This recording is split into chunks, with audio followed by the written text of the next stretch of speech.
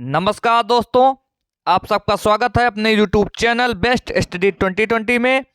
6 फरवरी 2024 daily current affair से related सारे question आपको इस वीडियो मिल जाएंगे। अब हम अपने प्रश्न की ओर बढ़ते हैं। हमारा प्रश्न है, हाल ही में बच्चों की बहाली और स्वदेश वापसी के लिए एनसीपीसीआर ने किस पोर्टल का अनावरण किया है? तो इसका आंसर है उपर्युक्त दोनों। अब हम अपने अगले प्रश्न की ओर बढ़ते हैं। हमारा अगला प्रश्न है, हाल ही में किस देश ने भारत को 31 प्रीडेटर ड्रोन बेचने की मंजूरी दी है? इसका आंसर है अमेरिका। स्टार्टअप फंडिंग वैश्विक रैंकिंग 2023 में अमेरिका शीर्ष पर रहा। भारत और अमेरिका के बीच संयुक्त अभ्यास ब्रज प्रहार उमरोई मेघालय में हुआ है। फिनटेक यूनिकॉर्न के मामले में यूएसए शीर्ष पर रहा। और भारत के बाहर डॉक्टर भीमराव अंबेडकर की सबसे बड़ी प्रतिमा का अनावरण मैरीलैंड अमेरिका में किया गया। अब भारत के बाहर दुनिया के सबसे बड़े हिंदू मंदिर का उद्घाटन न्यू जर्सी में किया गया। अब हम अपने अगले प्रश्न की ओर बढ़ते हैं। हमारा अगला प्रश्न है, हाल ही में जे ऋतु बाहरी किस राज्य की पहली महिला मुख्य न्यायाधीश नियुक्त हुई हैं? तो इसका आंसर है उत्तराखंड की। अब उत्तराखंड सरकार ने बाहरी लोगों द्वारा कृषि भूमि खरीदने पर प्रतिबंध लगाया है। और संयुक्त सैन्याभ्यास सूर्यकरण का 17वां संस्करण पिथौरागढ़ उत्तराखंड में आयोजित किया जा रहा है। और 10 दिवसीय उत्तराखंड महोत्सव लखनऊ में शुरू हुआ है। उत्तराखंड के मुख्यमंत्री ने रोजगार प्रयाग पोर्टल लॉन्च किया। अब हम अगले प्रश्न की ओर बढ़ते हैं। हमारा अगला प्रश्न है, हाल ही में किसे केरल में शंकर स्मृति पुरस्कार से सम्मानित किया गया? तो ईश्वरी प्रसाद नंबूदरी को। अब हम अगले प्रश्न की ओर बढ़ते हैं। हमारा अगला प्रश्न है, हाल ही में किसने 9 इनक्रेडिबल ईयर्स हरियाणा गवर्नमेंट पुस्तक का विमोचन किया है? तो जगदीश धनखड़ ने। चित्रा बनर्जी ने an uncommon love the early life of Sudha and Narayana Murthy नामक पुस्तक लिखी है।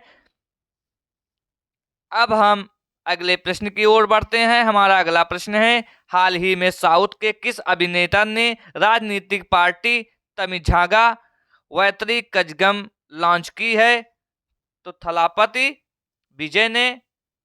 अब हम अगले प्रश्न की ओर बढ़ते हैं। हमारा अगला प्रश्न है, हाल ही में कहाँ मां कामाख्या मंदिर कॉरिडोर का शिलान्यास किया गया है? तो असम में। असम के राज्य परिवहन निगम ने भारत की पहली 100% इलेक्ट्रिक बाइक टैक्सी शुरू की है।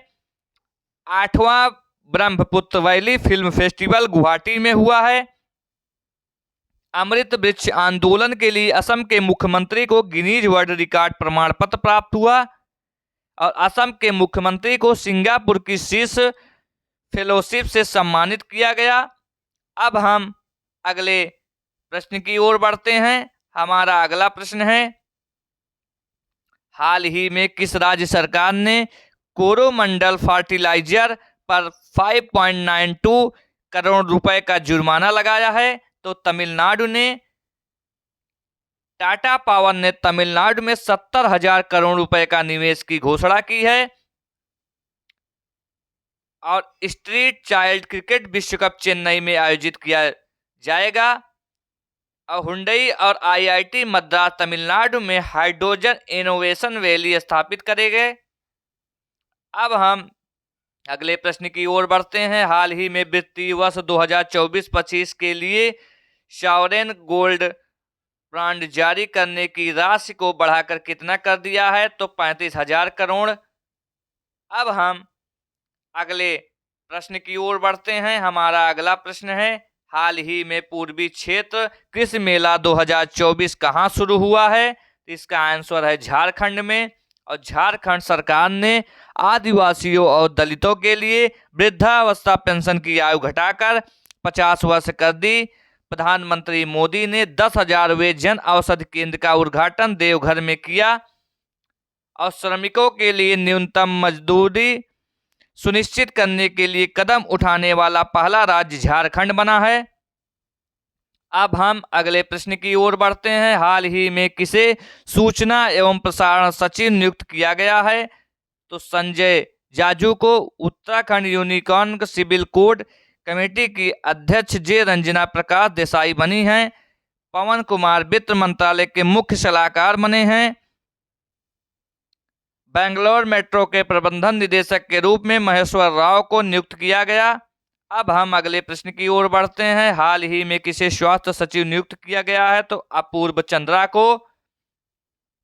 अब हम अगले प्रश्न की ओर बढ़ते हैं। हमारा अगला प्रश्न है, हाल ही में किस राज्य के 3 दिवसीय बेरुल अजंता महोत्सव शुरू किया जाएगा? तो महाराष्ट्र में 27वें राष्ट्रीय युवा महोत्सव का आयोजन नासिक में किया गया।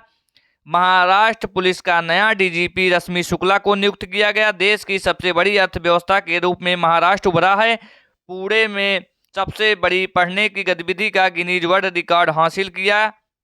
अब हम दोस्तों अगले प्रश्न की ओर बढ़ते हैं और आज का हमारा आखिरी प्रश्न होगा। हाल ही में जे प्रदीप कुमार को जिस राज्य का उच्च न्यायालय में अस्थायी न्यायाधीश नियुक्त किया गया है? तो इसका आंसर है झारखंड। दोस्तों आज का हमारा वीडियो यहीं पे समाप्त होता है।